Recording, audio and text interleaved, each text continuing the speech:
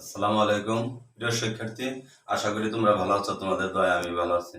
Science শিক্ষা পরিবার অনলাইনে পাঠদান কার্যক্রমে তোমাদের সবাইকে স্বাগতম। আজ আমরা নবম ও দশম শ্রেণীর গণিত বিষয়ে আলোচনা করব।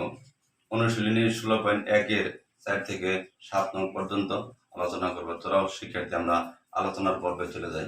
শুরুতে আমরা 5 নংয়ে দেওয়া আছে একটি সমবাহু ত্রিভুজের প্রত্যেক বাহুর দৈর্ঘ্য 2 মিটার বাড়ালে এর ক্ষেত্রফল 6√3 বর্গমিটার বেড়ে যায়। ত্রিভুজটির ক্ষেত্রফলের ত্রিভুজটির বাহুর দৈর্ঘ্য নির্ণয় করতে হবে। সমাধান: মনে করি একটি সমবাহু ত্রিভুজের প্রত্যেক বাহুর দৈর্ঘ্য এ মিটার। সমবাহু ত্রিভুজের ক্ষেত্রফলের সূত্র হচ্ছে √3/4 স্কয়ার বর্গমিটার। তাহলে প্রত্যেক বাহুর দৈর্ঘ্য যদি 2 মিটার বাড়ানো হয় তাহলে দৈর্ঘ্য হয় a + 2 মিটার এবং ত্রিভুজের ক্ষেত্রফল আসতে √3 a + 2 তার হোল স্কয়ার/4 বর্গমিটার।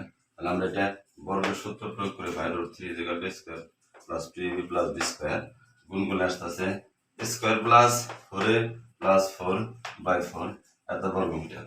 প্রশ্ন মতে এই অংশটুকু দেওয়া আছে আমাদের √3 * a square + 4a + 4/4 minus √3/4 square সমান 6√3। তাহলে লসাগু করলে আসছে 4 √3 * a square + 4a + 4 minus √3 square.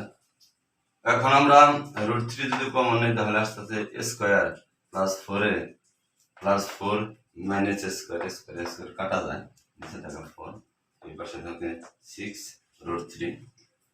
এখন আমরা 4 থেকে এই অংশটুকু আসতেছে 4a + 4, এই √3 * 4a + 4/4।